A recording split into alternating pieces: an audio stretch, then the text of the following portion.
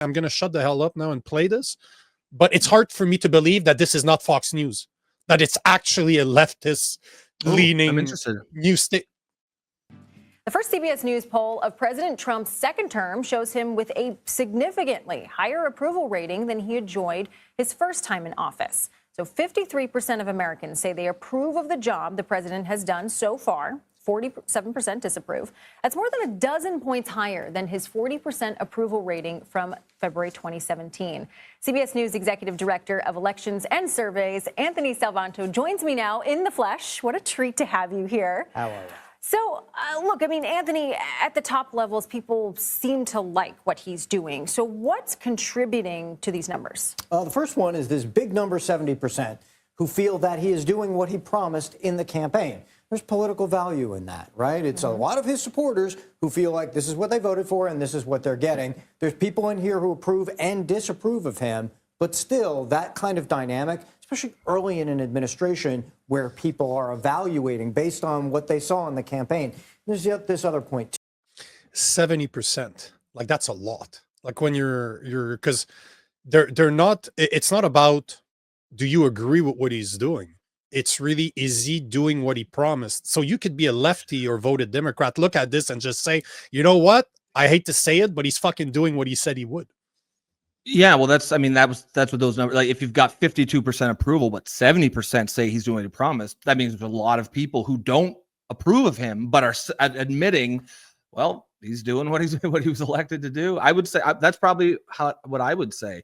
I don't think I would vote for, like, if I was polled, I wouldn't say that I approve of what he's doing yet. Although I don't think I would say I disapprove, but I would definitely say that he is doing what he set out to do.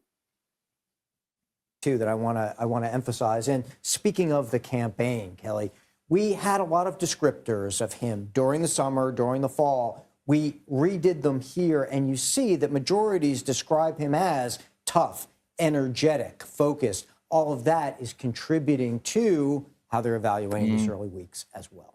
Yeah, 69% tough. Maybe that ties into what I'm going to ask you about next. Those are big numbers. But, you know, it goes back to what you were saying earlier, that people want small wins. People want to feel like their president or their leaders are doing something for them. And once again, if 70% of the people that are polled by CBS, which is, we're not talking about fucking Fox News here, we're talking about an extremely left-leaning media that is polling people that are probably more lefties than righties. And that's what they're saying, that even them, because as you said, he's barely 56% of approval rate, yet he has almost 70% of the people find him as tough. That speaks volume. And a lot of those words like dynamic and energetic, I mean, that kind of goes to what I was saying earlier. Like, just my recollection from him in 2016, I recall him feeling a little old, a little bit. Like, yeah, especially as the term wore on, but he seems almost more clear-headed. More energetic, and clearly other people are seeing that too, and that's where 70%, that's it's hard to get that kind of consensus on just about anything in today, especially on something like Trump. There's always 25% that is going to say no matter what the question is. You know what I mean? Like, does Trump have fucking two legs? No. Like, just whatever the question is, they will just say no. So to get those numbers for a guy like Trump, I mean, the vibe shift is real. There's something occurring. Improving the economy, fighting inflation. I mean, that was a key part of Trump's campaign. But your polling shows more Americans think he isn't focused enough on lowering prices. One of the main economic promises, of course, tariffs. Right. And there have been, going back to that tough point, some negotiations maybe with Canada and Mexico. What are people feeling about these tariffs? Yeah, I see where you're headed, so I pulled up this slide. I love it. Right? You're reading my mind. So look, with regard to tariffs, you do see favorability towards China, tariffs on China, but all the other nations you mentioned, or countries, Europe included, Canada, Mexico, you get majority opposed. And it's always about the why here, right? We're going to be talking about tariffs afterwards, and there's a good reason why I picked that video, because of the numbers you're seeing there. So I understand that Americans don't want nothing to do with China. I get it. As a Canadian, I think we should stop fucking buying their products altogether and just bring them in-house, either get them from the US, produce them in Canada if it makes sense. If not, bring them on from the US. Plain and simple. But I'm not the only one that says that. Like 38% of Americans that they poll are in favor. So that means 62% are against the tariffs Yeah, against yeah, Canada. yeah. I mean, That they, speaks volume. I think, We're more alike. We're alike, right? As much as we're yeah. two different countries, we're so alike. And as a guy that's traveled at least 20,000 miles in the US, done 23 states, we're so much more alike. Yes, we make fun of each other. People tell us we're pussies. We're a bunch of Frenchies like me. We're probably all homosexual, and we apologize way too much. Yeah, And yeah. we think Americans are just a bunch of obese people. As much as we make fun of each other, we're so much more alike than we aren't. And those numbers are showing Absolutely. it too.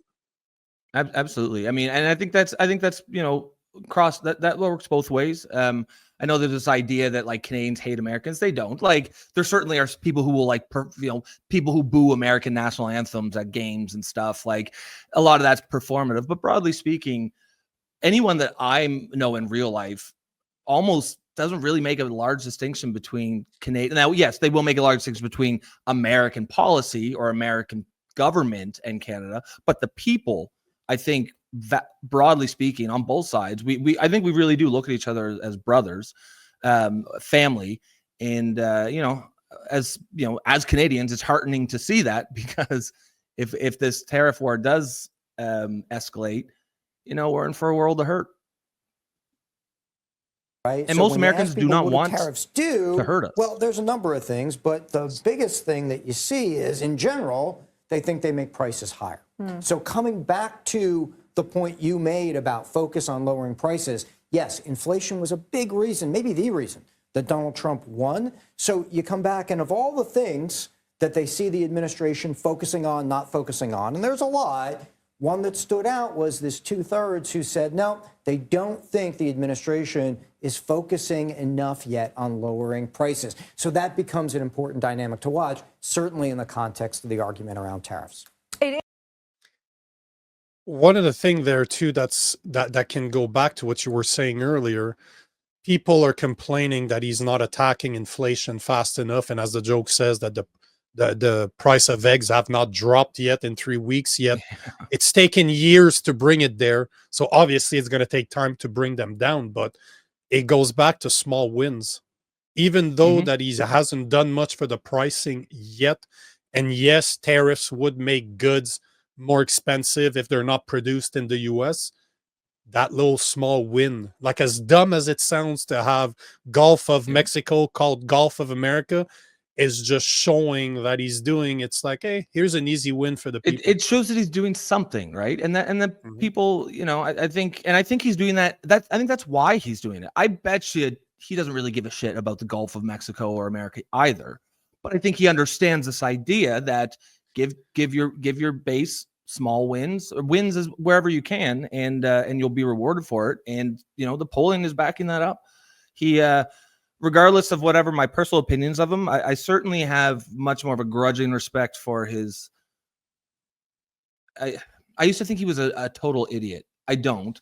I still have issues with his intellect. I don't think he's very intellectually curious. I don't think he has that sort of interest in things that don't directly affect him, but he's clearly not stupid. He's clearly not dumb. The man has basically manifested himself into the presidency twice, and he's at the top of his absolute game right now at 85 or however old he is.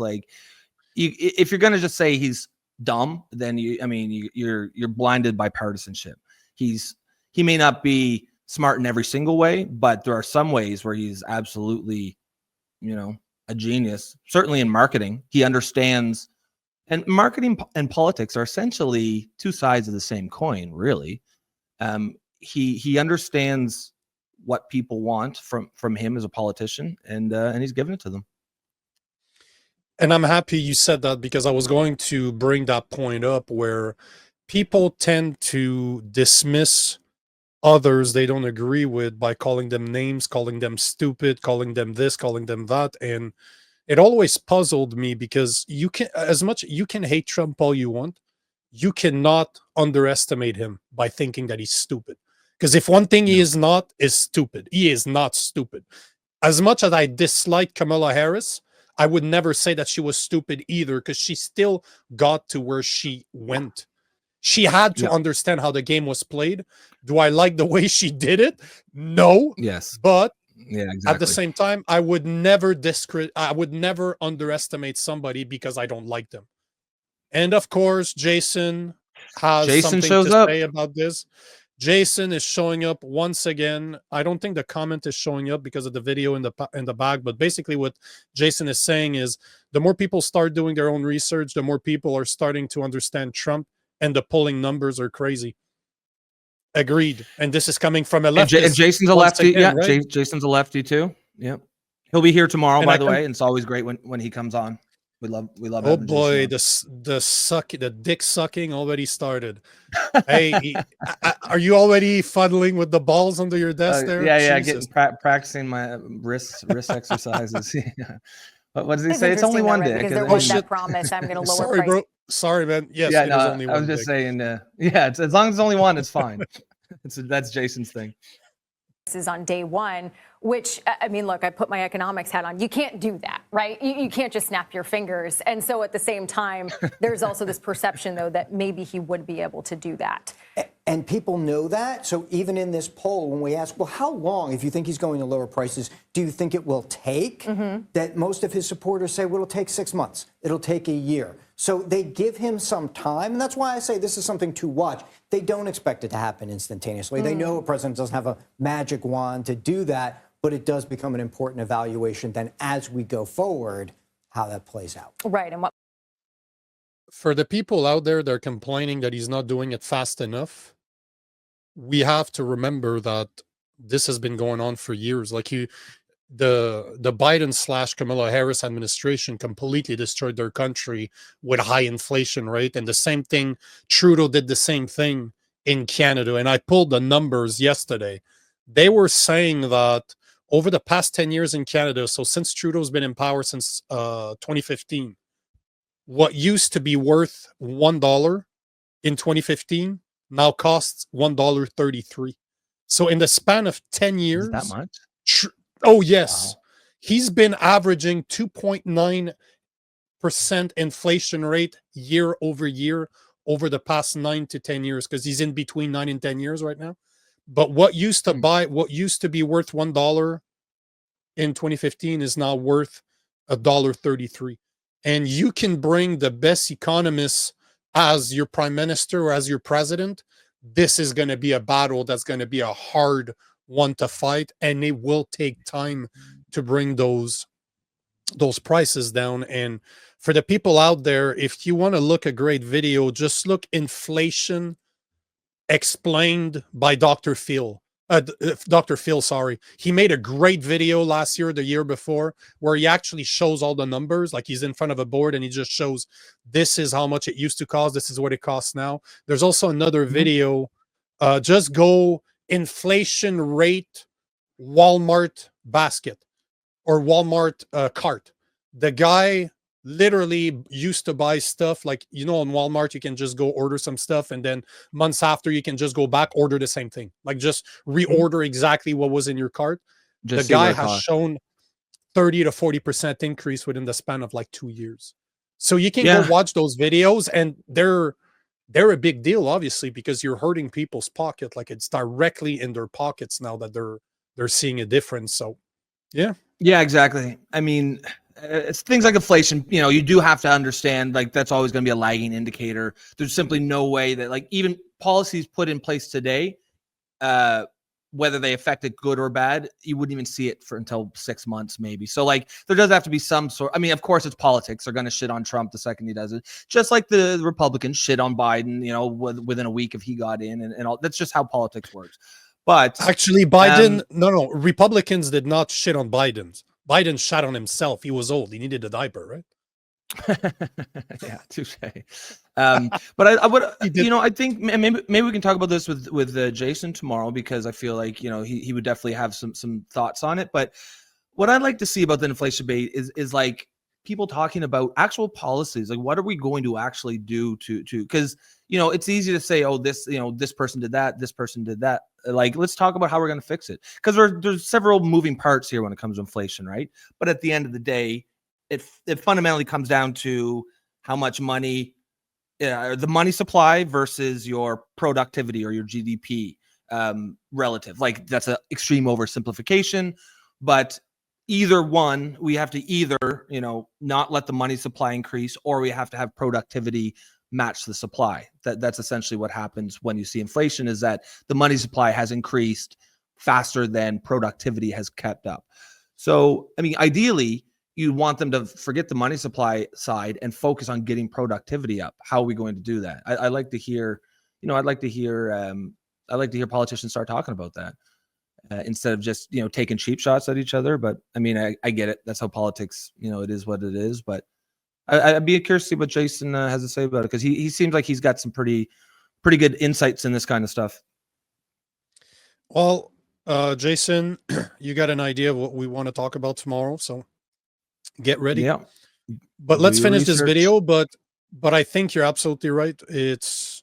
It's important for the left and the right to understand it's going to take time. You can't expect something that's, it's like losing weight. People think that they can pile on 50 pounds of fat over years and years, over a decade, and then start working, start watching their diet, hit the gym for 2 months, and like, how am I not shredded yet? Well, motherfucker. Taking Ozempic.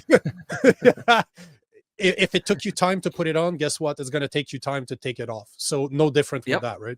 Policies he's choosing. And the longer it stayed on, I got to ask you though about Elon Musk, okay? Because Democrats have attacked his involvement in the federal government as having a potential conflict of interest. What's your polling saying about that when it comes to American sentiment? So we took a look at the general amount of influence that folks thought that Elon Musk and Doge ought to have. And what you get is these really partisan breaks. The first one, of course, you talked about Democrats, is this big majority who think it should have not much or none. But then within Republicans, you get a big majority who say it should have at least some. One reason for this is that some of these broader ideas, the idea of cutting government spending, the idea of cutting foreign aid, all of those things are popular with especially Republicans and have been for many, many years in the polling. But you also see that the number who say he should have a lot of influence, that's a lot more MAGA Republicans. You see the breakdown within the Republicans here. And that, I think, speaks to the fact that we're going to have to watch a lot of this going forward, especially as it applies to the base. Yeah. So hold on, let me just, because this is the end of the video, but I think those numbers are very important, because look how they're basically identical. So you're looking 49 plus 20% on the left, either don't think he should be involved or not much. So that's 69% right there. And you're talking about 74%. So in polling, you're normally 2-3% over or under. So those numbers are pretty much identical if you're looking at the way poll numbers are looked at. It's interesting how this is it seems that it's a political thing, yet the idea of Doge should not be political, as we were talking about yesterday. This is another place where Democrats are falling short again, where they need to take their heads out of their asses and start looking at this like government efficiency. You know what? You don't like Elon Trump? Elon Trump. Wow, that's a great name. You don't. Maybe they're going to merge into one single Donald entity. Musk. That's going to. Elon Trump. I like Elon Trump better, but hey, same. But you might not like Elon Musk. I get it. He's outspoken. You don't like the trans people. I get it. I fully get it. But this should not be partisan. If you want a government to be efficient, there needs to be a third party that it's not government run that does this job. You cannot have it. It's like having the police investigate police officers. As much as I think that this is one of the hardest jobs you can do, there should be a third party organization that's policing the police, that's investigating stuff that happened that did not happen the way it should have happened. Same thing for this. So like Elon Musk or not, what he's doing, do you remove Elon Musk? Do you agree that the government should be investigated and that government spending should be understood. And as taxpayers, we should know exactly where every dime of our money goes, because that's what Doge is supposed to be about. Do you agree with this or do you disagree? Yeah, absolutely. 100% agree. And there should not be any disagreement. Like, yeah, if your problem is Elon Musk, well, I mean, okay, you have that right to that opinion, of course. However, the fact of the matter is somebody has to do it.